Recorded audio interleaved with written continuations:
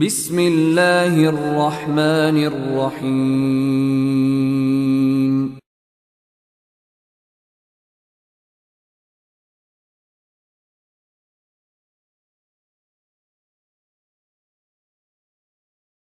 الصلاة والسلام على رسوله الكريم وعلى آله وصحبه أجمعين وأشهد أن لا إله إلا الله وأشهد أن محمدًا عبده ورسوله۔ برادران اسلام، عزیز دوستوں، نوجوان ساتھیوں، خواتین اسلام، سلفی ایجوکیشن ٹرسٹ کے زیر انتظام منعقد ہونے والے اجلاس عام میں آپ تمام مرد اور خواتین کا استقبال کرتا ہوں۔ اہلاً و سہلاً و مرحباً بکم۔ اللہ آپ کے یہاں آنے کو قبول فرمائے، اللہ ہمارے گھروں کی اصلاح فرمائے۔ آج کا ہمارا کلیدی موضوع، بنیادی موضوع جس کے تحت یہ اجلاس منعقد کیا گیا ہے، اب سب جانتے ہیں، مثالی گھر۔ ہم اپنے گھروں کو مثالی گھر کیسے بنائیں؟ اس عنوان کے تحت اہل علم، علماء اکرام آپ کی خدمت میں خطابات پیش کریں گے۔ آج کے اس اجلاس میں سب سے پہلا خطاب میرا ہی رہے گا۔ آج کے اس اجلاس میں مجھے جس عنوان کے تحت گفتگو پیش کرنی ہے وہ ہے میاں بیوی کے حقوق۔ زندگی ایک سفر ہے۔ میاں بیوی دونوں زندگی کے گاڑی کے دو پہیے ہیں۔ زندگی کا سفر دونوں کو ایک ساتھ طے کرنا ہے۔ زندگی کے سفر کو طے کرتے ہوئے انتظامی طور پر یہ بات ضروری ہے زندگی کے اس سفر کا کوئی امیر سفر بھی ہو۔ زندگی کے اس سفر میں مرد اور عورت دونوں کو امیر نہیں بنایا جا سکتا، اس لیے کہ اختلاف کی صورت میں مسئلہ حل ہونے کے بجائے اور پیچیدہ ہو جائے گا۔ اللہ تعالیٰ نے زندگی کے اس سفر کا امیر سفر مرد کو بنایا ہے۔ اس میں عورتوں کی تاخیر نہیں ہے۔ جیسے اللہ تعالیٰ نے عورت کو بحیثیت ماں باپ پر 3 گنا فضیلت دی ہے، اسی طرح اللہ نے مرد کو بحیثیت شوہر بیوی پر فضیلت دی ہے۔ اس میں نہ مرد کی تحقیر ہے، نہ عورت کی تحقیر ہے۔ تو اللہ تعالیٰ نے زندگی کے اس سفر کا امیر سفر مرد کو بنایا ہے۔ اللہ نے فرمایا الرجال قوامون علی النساء، مرد عورتوں پر حاکم ہیں۔ مرد کو امیر کیوں بنایا گیا؟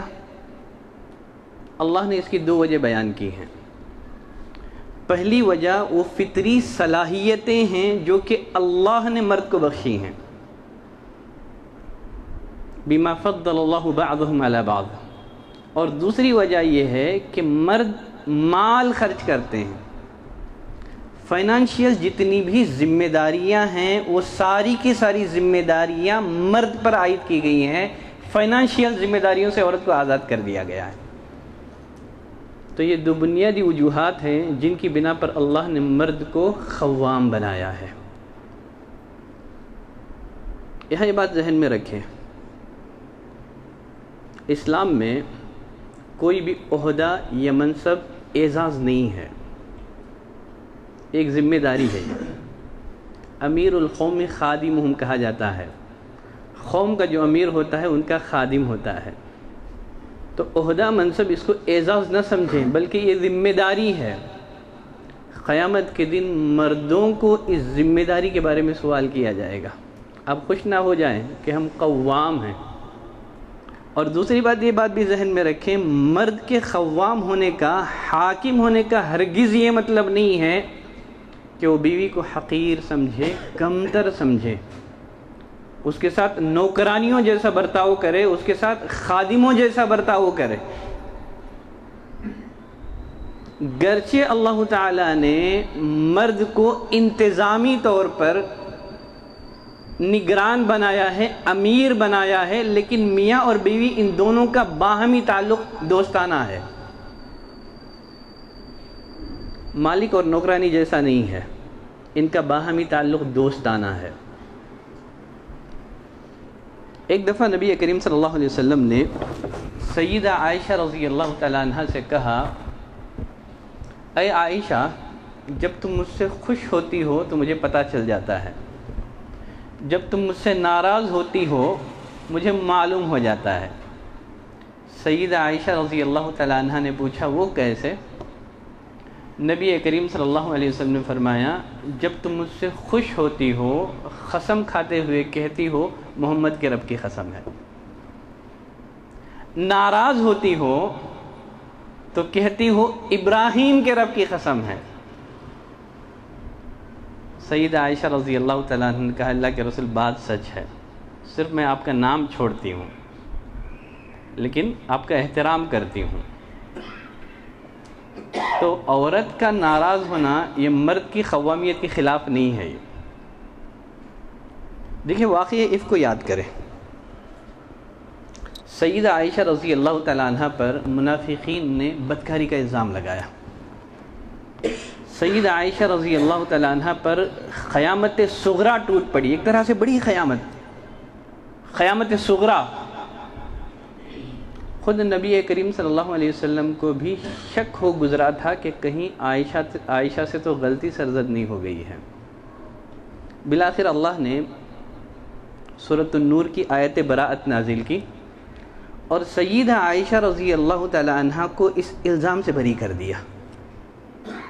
جب آیت براءت نازل ہوئی، ابو بکر رضی اللہ تعالی عنہ نے اپنی بیٹی سے کہا، بیٹی اٹھو، نبی کریم صلی اللہ علیہ وسلم کا شکر ادا کرو، شوہر کا شکر ادا کرو.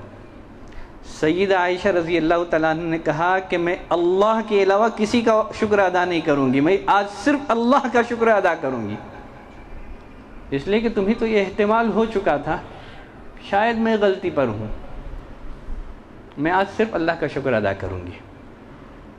تو آپ اس واقعے سے اندازہ لگائیں، میاں بیوی کا باہمی تعلق مالک اور نوکرانی کا نہیں ہے بلکہ دوستانہ ہے. دوستی کا تقاضا یہ ہے کہ اس قسم کے ناز اور نخرے کو برداشت کیا جائے. آج مسلم معاشرے میں طلاق کی جو شرح عام ہو رہی ہے، اس کے بہت سارے اسباب ہیں. ان میں سے ایک بہت بڑا سبب مردوں کا اپنی قوامیت کا، اپنی مردانہ. تو قوام کا مطلب یہ نہیں ہے کہ آپ عورت کی تحقیر کریں، تذلیل کریں. آپ کے لیے ضروری ہے کہ آپ کی بیوی ہے، وہ آپ کی لائف پارٹنر ہے، آپ اس کا احترام کریں. جس رشتے میں احترام نہ ہو اس رشتے میں محبت نہیں ہے، اور جس رشتے میں محبت نہ ہو ایسے رشتے قائم نہیں رہ سکتے. میاں بیوی اگر شادی شدہ زندگی کو خوشگوار بنانا چاہتے ہیں، ان کے لیے ایک اہم بات یہ ہے دونوں ایک دوسرے پر اعتماد کریں، بھروسہ کریں. اس لیے کہ اعتماد سے رشتوں میں مضبوطی پیدا ہوتی ہے. اور میاں بیوی دونوں کو چاہیے کہ ایسی چیزوں سے بچیں جس سے شکوک اور شبہات پیدا ہوں. اللہ تعالیٰ نے قرآن مجید میں بدگمانی سے منع کیا ہے. فرمایا یا ایھا الذین آمنوا اجتنبوا کثیرا من الظن، اے ایمان والوں بہت زیادہ بدگمانی سے بچو، اس لیے کہ بعض بدگمانیاں گناہ ہیں. اور حدیث میں نبی کریم صلی اللہ علیہ وسلم نے فرمایا ایاکم الظن، بدگمانی سے بچو، اس لیے کہ بدگمانی یہ بہت بڑا جھوٹ ہے. ابو ہریرہ رضی اللہ تعالیٰ عنہ فرماتے ہیں ایک شخص نبی کریم صلی اللہ علیہ وسلم کی خدمت میں حاضر ہو کر عرض کرنے لگا، اللہ کے رسول، میری بیوی نے کالا بچہ جنم دیا ہے۔ گویا انہی بیوی پر شک ہو گیا تھا، اس لیے کہ دونوں خوبصورت تھے، میاں بیوی، بچہ کالا۔ نبی کریم صلی اللہ علیہ وسلم نے کتنی حکمت کے ساتھ اس مسئلے کو حل کیا۔ آپ صلی اللہ علیہ وسلم نے پوچھا، کیا تمہارے پاس اونٹ ہے؟ صحابی نے کہا، ہاں اللہ کے رسول، میرے پاس اونٹ ہیں۔ پوچھا کلر کیا ہے ان کا، کس رنگ کے ہیں؟ کہا سرخ رنگ کے ہیں، ریڈ کیملز ہیں سارے کے سارے۔ پوچھا کیا ان اونٹوں میں کوئی خاکی رنگ کا بھی ہے، گرے کلر کا بھی ہے؟ کہا اللہ کے رسول، ان میں ایک دو اونٹ گرے کلر کے بھی ہیں۔ نبی کریم صلی اللہ علیہ وسلم نے پوچھا، سارے کے سارے اونٹ سرخ، یہ سرخ اونٹوں کے درمیان یہ خاکی رنگ کا اونٹ کیا کر رہا ہے؟ اب اسی نے کہا، شاید ان اونٹوں کے خاندان میں کوئی اس رنگ کا رہا ہوگا۔ نبی کریم صلی اللہ علیہ وسلم نے فرمایا، مسئلہ حل، شاید تمہارے خاندان میں بھی کوئی اس رنگ کا ہوا ہوگا۔ دیکھیں کتنی حکمت کے ساتھ نبی کریم صلی اللہ علیہ وسلم نے اس مسئلے کو حل کر دیا۔ تو معلوم ہوا کہ بے جا شک اور شبہ، اس سے بد اعتمادی پیدا ہوتی ہے، اور بد اعتمادی کا انجام طلاق۔ ہمارے معاشرے میں جو طلاق کی شرح جو بڑھتی جا رہی ہے، اس کا ایک سبب شکوک اور شبہات، بے جا بدگمانیاں۔ تو اگر میاں اور بیوی خوشگوار زندگی گزارنا چاہتے ہیں، ان کے لیے ضروری ہے کہ وہ ایک دوسرے پر اعتماد کریں، اور ساتھ ہی اگر وہ خوشگوار زندگی گزارنا چاہتے ہیں، دونوں کے لیے ضروری ہے ایک دوسرے کی غلطیوں کو نظر انداز کریں، عذر تلاش کریں، معاف کریں۔ جس طرح والدین نے بچوں کی غلطیوں کو معاف کر دیتے ہیں، درگزر کرتے ہیں، اسی طرح کا طرز عمل میاں بیوی کو ایک دوسرے کے ساتھ اختیار کرنا چاہیے۔ اگر بیوی غصے میں ہو تو ایسے موقع پر مرد کو چاہیے کہ خاموش رہے۔ کیوں؟ نبی کریم صلی اللہ علیہ وسلم نے فرمایا، بہادر وہ نہیں ہے جو غصے میں اپنی بیوی کو پچھاڑ دے، بہادر وہ ہے جو غصے کے موقع پر اپنے غصے کو پی جائے۔ غصے کی حالت میں بہت سارے مرد اپنی بیویوں کو گھر سے نکال دیتے ہیں، بیوی کو گھر سے نکالنے کے بجائے خود باہر نکل جائے۔ واقعہ نہیں جانتے آپ؟ ایک دفعہ نبی کریم صلی اللہ علیہ وسلم اپنے لخت جگر فاطمہ رضی اللہ تعالیٰ عنہ کے گھر آئے، علی رضی اللہ تعالیٰ عنہ موجود نہیں تھے۔ پوچھا کہاں ہے تمہارا چچا زاد بھائی؟ کہا اللہ کے رسول، ہمارے اور ان کے درمیان کچھ انبن ہو گئی ہے، ناراض ہو کر کے چلے گئے ہیں۔ تو غصے کے موقع پر بیوی کو گھر سے نکالنے کے بجائے خود شوہر کیا کریں؟ گھر سے باہر چلے جائیں۔ جیسے علی رضی اللہ تعالیٰ عنہ مسجد چلے گئے، تو غصے کے موقع پر علاج یہ ہے گھر سے باہر چلے جائیں۔ نبی کریم صلی اللہ علیہ وسلم نے ایک صحابی کو بھیجا، جاؤ تلاش کرو کہاں ہیں۔ بتایا گیا کہ وہ مسجد میں ہے۔ نبی کریم صلی اللہ علیہ وسلم مسجد پہنچے۔ آپ علی رضی اللہ تعالیٰ عنہ پر غضبناک نہیں ہو گئے، میری بیٹی یہ جنتی عورتوں کی سردار، تمہیں کیسے حق پہنچا کہ تم اس کے ساتھ غصہ کرو؟ بہت دفعہ رشتوں میں جو کھٹاس آتی ہے، اس کی وجہ شادی کے بعد والدین کی بے جا مداخلت بھی ہے۔ اگر والدین نے بیٹیوں کے رشتے میں بے جا مداخلت کریں، انٹرفیئر کریں، مسائل بگڑتے ہیں۔ نبی کریم صلی اللہ علیہ وسلم نے علی رضی اللہ تعالیٰ عنہ سے تفصیلات نہیں پوچھی، نہ بیٹی سے پوچھی، سیدھے گئے، دیکھا کہ مسجد نبوی میں علی بن ابی طالب رضی اللہ تعالیٰ عنہ لیٹے ہوئے ہیں، اور ان کے پیٹ میں مٹی لگی ہوئی ہے، دھول لگی ہوئی ہے۔ نبی کریم صلی اللہ علیہ وسلم ان کے جسم سے مٹی جھاڑ رہے ہیں، اپنے داماد کے جسم سے، اور ابو تراب کہہ رہے ہیں، قم یا ابا تراب، اے ابو تراب کھڑے ہو جاؤ۔ نبی کریم صلی اللہ علیہ وسلم نے اس موقع پر انہیں جو ابو تراب کہہ کے پکارا، تو یہ لقب علی بن ابی طالب رضی اللہ تعالیٰ عنہ کو اس قدر پسند آیا کہ بعد میں اگر کوئی ہی نہیں ابو تراب کہتا تو خوش ہو جاتے تھے۔ ابو تراب مٹی والے، چونکہ ان کے جسم پر مٹی لگی ہوئی تھی، نبی کریم صلی اللہ علیہ وسلم نے فرمایا ابو تراب۔ تو اس واقعے سے یہ بات بھی معلوم ہوئی کہ شادی کے بعد بہت زیادہ والدین کو بیٹی کے معاملات میں انٹرفیئر نہیں ہونا چاہیے، وہ خود حالات فیس کرے۔ انسان کی زندگی میں اتار چڑھاؤ آتے ہیں، اس کو بھی سیکھنے کا موقع دے۔ اگر آپ بے جا مداخلت کریں گے تو پھر رشتوں میں کھٹاس پیدا ہوگی اور پھر مسائل طلاق۔ میاں بیوی اگر خوشگوار زندگی گزارنا چاہتے ہیں، ضروری ہے دونوں ایک دوسرے کے خوشی اور غم میں شریک رہیں، دونوں ایک دوسرے کے دکھ سکھ میں شریک رہیں۔ دیکھیں، محبت نہ آسمان سے اترتی ہے نہ زمین سے ابلتی ہے۔ محبت کے اسباب ہمیں خود پیدا کرنے ہوں گے۔ اگر ہم محبت کے اسباب اپنائیں گے نہیں تو پھر محبت کیسے پیدا ہوگی؟ تو محبت آسمان سے اترتی نہیں ہے، زمین سے ابلتی نہیں ہے۔ محبت پیدا کرنے کے اسباب ہمیں اختیار کرنا ہے، ہمیں اپنانا ہے۔ ایک دوسرے کی خوشی اور غم میں شریک رہیں، دکھ سکھ میں شریک رہیں۔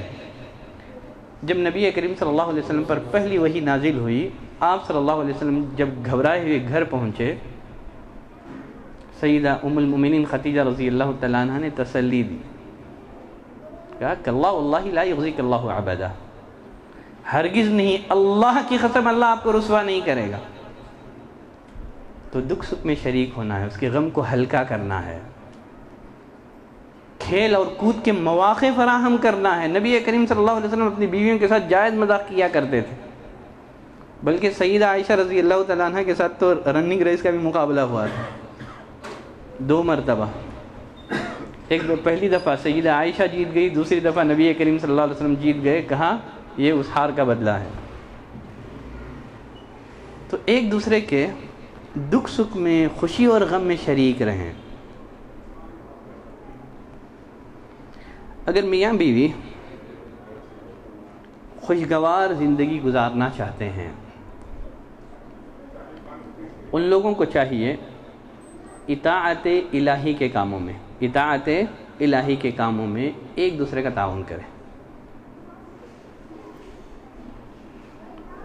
صحابہ اکرام نے نبی کریم صلی اللہ علیہ وسلم سے سوال کیا، پوچھا اللہ کے رسول اگر ہمیں معلوم ہو جائے سب سے بہترین مال کیا ہے، اگر ہمیں معلوم ہو جائے سب سے بہترین مال کیا ہے تو ہم اسے ضرور اپنائیں گے۔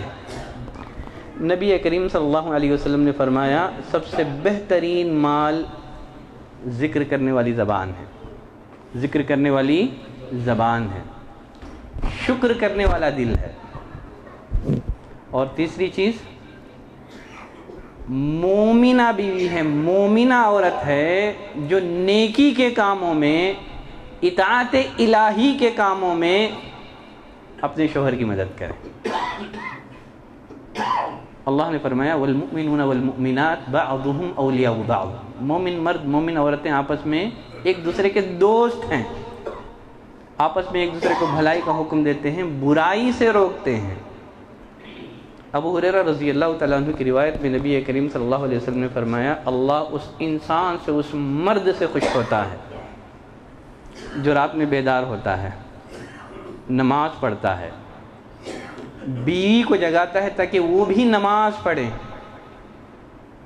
اگر وہ اٹھنے میں سستی دکھاتی ہے تو اس کے منہ پر پانی چھڑکتا ہے۔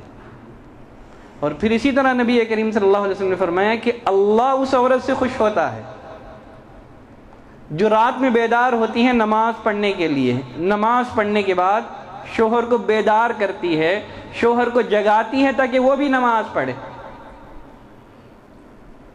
اگر وہ اٹھنے میں سستی دکھائے اس کے چہرے پر پانی چھڑکتی ہے۔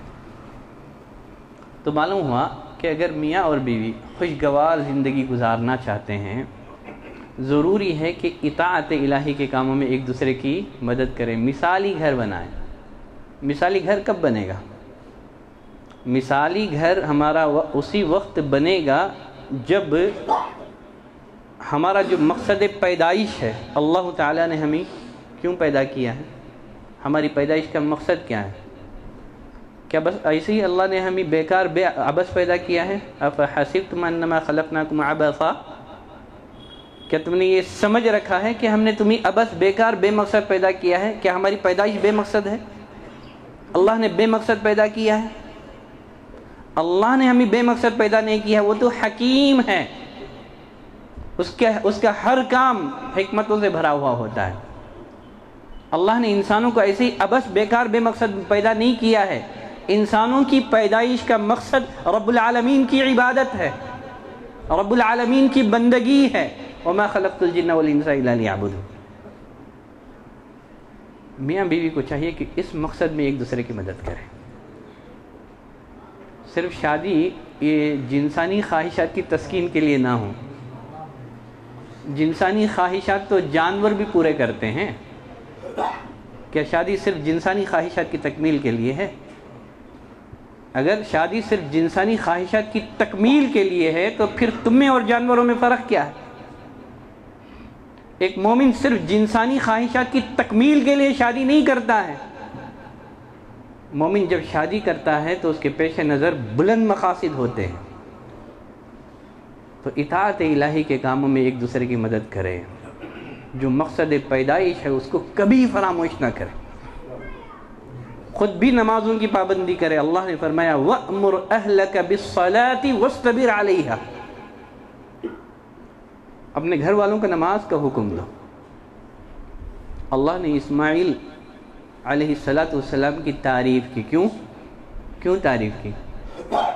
كَانَ يَأْمُرُ أَهْلَهُ بِالصَّلَاةِ، یہ اپنے گھر والوں کو نماز کا حکم دیتے تھے۔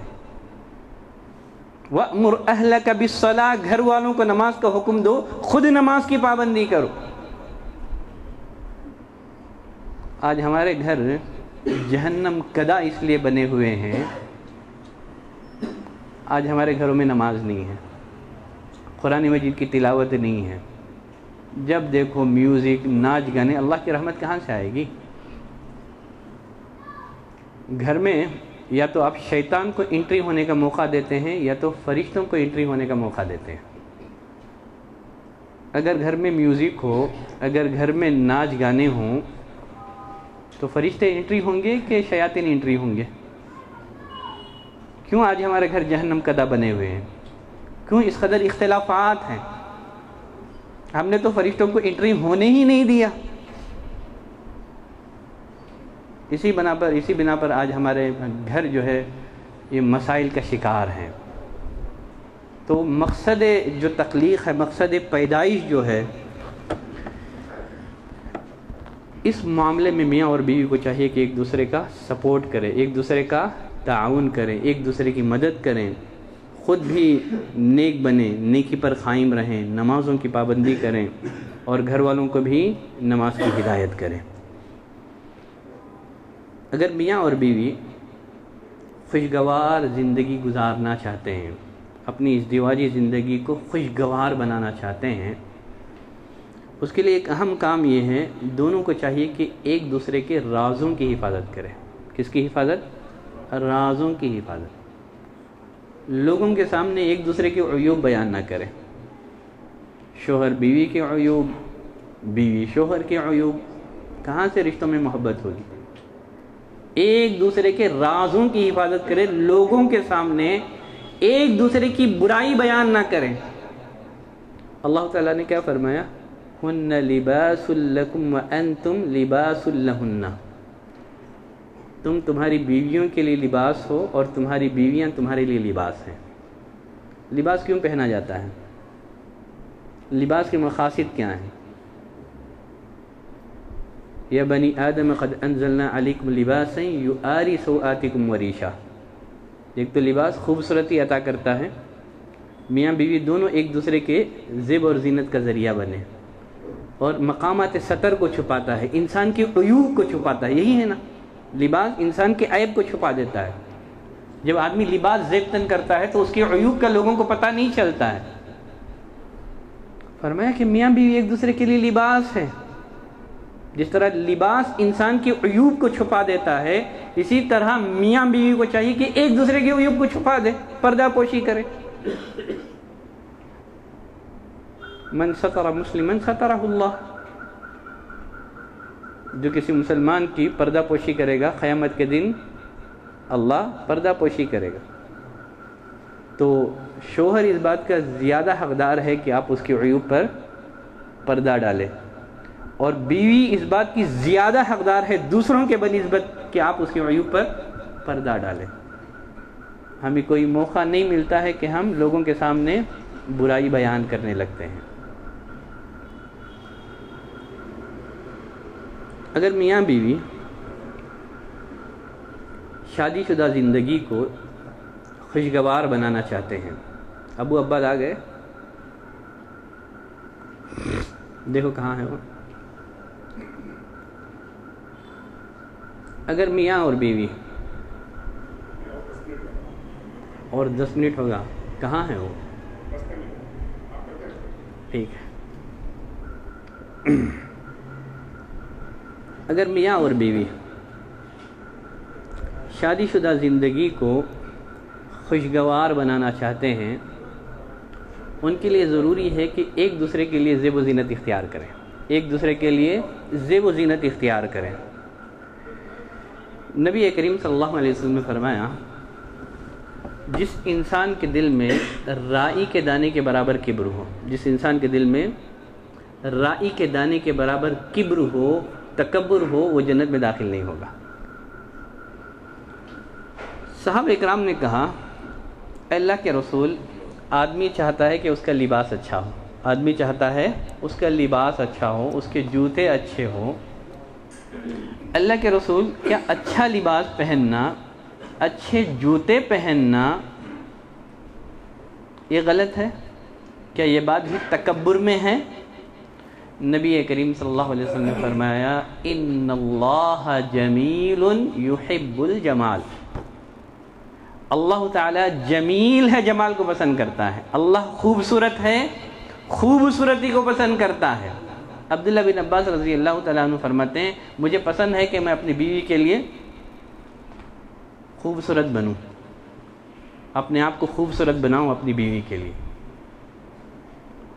آج ہماری زندگیوں میں مسائل جو ہیں، میاں اور بیوی کی لائف میں، ان کی زندگیوں میں جو مسائل ہیں، اس کی ایک اہم وجہ یہ بھی ہے، میاں بیوی کا ایک دوسرے کے لیے زیب و زینت اختیار نہ کرنا.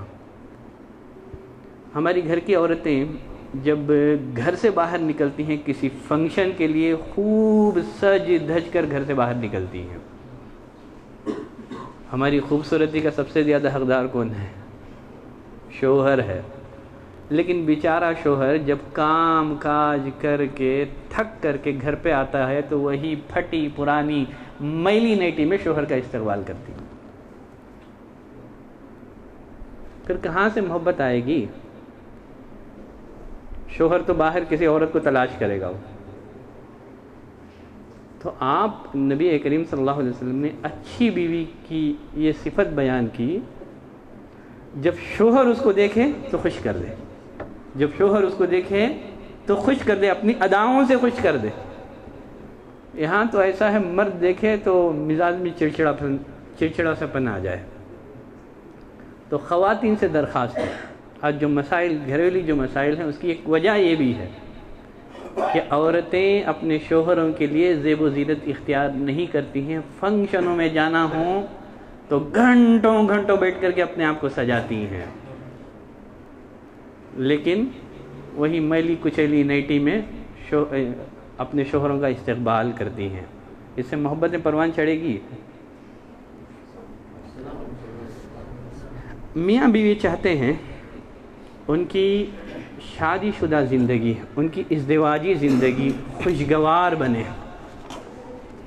ضروری ہے دونوں ایک دوسرے کے جنسی خواہشات کا احترام کریں، ایک دوسرے کے جنسی خواہشات کا احترام کریں. جس طرح بھوک لگنے پر انسان کو کھانے کی ضرورت پڑتی ہے، اسی طرح اللہ نے انسان کے اندر یہ بھی ایک بھوک رکھ دی ہے. ایک دوسرے کے جنسی خواہشات کا احترام. اسی بنا پر نبی کریم صلی اللہ علیہ وسلم نے فرمایا کہ اگر شوہر بیوی کو بلائے رات میں اپنی جنسی خواہشات کی تکمیل کے لیے، انکار کر دے اور شوہر ناراض ہو کر کے رات گزارے، تو فرشتے صبح تک اس عورت پر لعنت بھیجتے ہیں۔ جس طرح عورت کے لیے ضروری ہے کہ وہ شوہر کی جنسی خواہشات کا احترام کرے، اسی طرح مردوں کو بھی چاہیے کہ عورتوں کی جنسی خواہشات کا احترام کریں۔ نبی کریم صلی اللہ علیہ وسلم کے دور میں کچھ صحابہ اکرام میں ذوق عبادت میں یا شوق عبادت میں منہمک ہو کر بیویوں کے حقوق کی ادائیگی میں کوتاہی کی، رہبانیت کہیں۔ نبی کریم صلی اللہ علیہ وسلم نے ڈانٹا، اور وہ 3 آدمیوں کا واقعہ بھی جانتے ہیں۔ 3 آدمی سیدہ عائشہ رضی اللہ تعالیٰ عنہ کی خدمت میں حاضر ہو کر کے نبی کریم صلی اللہ علیہ وسلم کی عبادتوں کے بارے میں دریافت کیا۔ سیدہ عائشہ رضی اللہ تعالیٰ عنہ نے نبی کریم صلی اللہ علیہ وسلم کے شب و روز، آپ کی دن بھر کی جو عبادتیں ہیں، ان کی فہرست بیان کر دی۔ انہوں نے نبی کریم صلی اللہ علیہ وسلم کی عبادتوں کو کم جانا۔ ان میں سے ایک نے کہا کہ آج کے بعد میں پوری رات جاگ کر کے عبادت کروں گا۔ دوسرے نے کہا روزہ رکھوں گا۔ تیسرے نے کہا میں عورتوں سے کنارہ کشی اختیار کر لوں گا۔ تو کچھ صحابہ اکرام ذوق عبادت اور شوق عبادت میں منہمک ہو کر کے جب بیویوں کے حقوق کی ادائیگی میں کوتاہی کی، نبی کریم صلی اللہ علیہ وسلم نے روکا، کہا میری بیویاں ہیں، یہ تقوی کی منافی تھوڑے ہی تو ہے، سب سے بڑا متقی ہوں، اللہ سے سب سے زیادہ ڈرنے والا ہوں، میری بیویاں ہیں، ایک نہیں بلکہ ایک سے زائد بیویاں، شادی کرنا یہ تقوی کے منافی نہیں ہے۔ یہ فرمایا تم پر تمہاری بیویوں کا حق ہے، تمہارے آنکھوں کا حق ہے، جسم کا حق ہے، ان تمام حقوق کی ادائیگی کا نام دین ہے۔ فرمایا یہ رہبانیت اسلام میں جائز نہیں ہے، ترک دنیا کی اسلام اجازت نہیں دیتا ہے، اسلام ترک گناہ کا حکم دیتا ہے، ترک دنیا کا نہیں ہے۔ ترک دنیا کی تعلیم اسلام نہیں دیتا، اسلام کی تعلیم ترک گناہ کی ہے، گناہوں کو چھوڑ دو۔ تو غرض میرا موضوع میاں بیوی کے حقوق، موضوع انتہائی وسیع ہے۔ شوہر پر بیوی کے حقوق ہیں اور بیوی پر شوہر کے حقوق ہیں، ایک الگ مستقل موضوع ہے، ایک لمبا موضوع ہے۔ انشاءاللہ کسی اور موقع پر اس پر تفصیلی گفتگو پیش کی جا سکتی ہے۔ یہاں آخری بات جس کو میں عموماً ہمیشہ بیان کرتا ہوں وہ یہ ہے، دراصل نکاح ایک معاہدہ ہے، ایک اگریمنٹ ہے میاں اور بیوی کے درمیان۔ جب آپ نے الحمدللہ کہا، اس کے بعد میاں بیوی کے ایک دوسرے پر حقوق عائد ہو گئے۔ شادی شدہ زندگی میں سب سے اہم بات یہ ہے، ہماری اس بات کی کوشش یہ ہونی چاہیے سامنے والا اپنا حق دے یا نہ دے، ہم اپنا حق دے دیں۔ عموماً ہمارا رویہ ہمارے اخلاق سامنے والے کے اخلاق پہ ڈیپینڈ ہوتے ہیں۔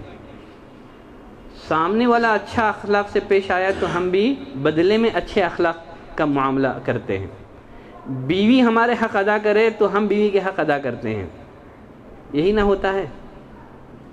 شریعت کی تعلیم یہ ہے بیوی آپ کے حق ادا کرے نہ کرے، آپ اس کا حق دیں، تاکہ قیامت کے دن جب اللہ آپ سے سوال کریں تو آپ اللہ کے سامنے کہہ سکیں کہ پروردگارہ میں نے تو میرا حق ادا کر دی۔ بیوی کو چاہیے وہ یہ سوچے میرا شوہر میرا حق دے نہ دے، کیونکہ دنیا امتحان ہے، اللہ نے امتحان کے لیے پیدا کیا ہے۔ قیامت کے دن اس بارے میں مجھ سے سوال ہوگا، باز پرس ہوگی، میں اللہ کے دربار میں کہہ سکوں گی کہ پروردگارہ گرچہ میرے شوہر نے میرے حقوق کی ادائیگی میں کوتاہی کی، لیکن میں نے اس کا حق دے دیا۔ اگر یہ فکر ہمارے ذہن میں آ جائیں، میرا حق دے نہ دے میں دے دوں گا، تو سارے مسائل حل ہو جائیں گے۔ اسی بنا پر نبی کریم صلی اللہ علیہ وسلم سے حکمرانوں کے بارے میں سوال کیا گیا، اللہ کے رسول حکمران ہیں، ظلم کرتے ہیں، مارتے ہیں، کیا کریں؟ بغاوت کریں؟ کیا کریں؟ نبی کریم صلی اللہ علیہ وسلم نے فرمایا حکمرانوں کو ان کا حق دو، اللہ سے اپنے حق کا سوال کرو۔ حکمرانوں کو ان کا حق دو، ان کی اطاعت کرو۔ اگر وہ تمہارا حق نہیں دے رہے ہیں تو اللہ سے اپنے حق کا سوال کرو۔ تو یہی اصول میاں بیوی کو ازدواجی زندگی میں اپنانا چاہیے۔ بیوی آپ کا حق دے نہ دے، آپ اس کا حق دیں۔ اور عورت کو بھی یہی سوچنا چاہیے شوہر میرا حق دے یا نہ دے، میں تو اس کا حق ادا کر دوں گی۔ تو غرض جیسے میں نے کہا میرا موضوع انتہائی وسیع ہے، کسی اور موضوع پر کسی اور موقع پر اس پر تفصیلی گفتگو پیش کی جا سکتی ہے۔ الحمدللہ ہمارے درمیان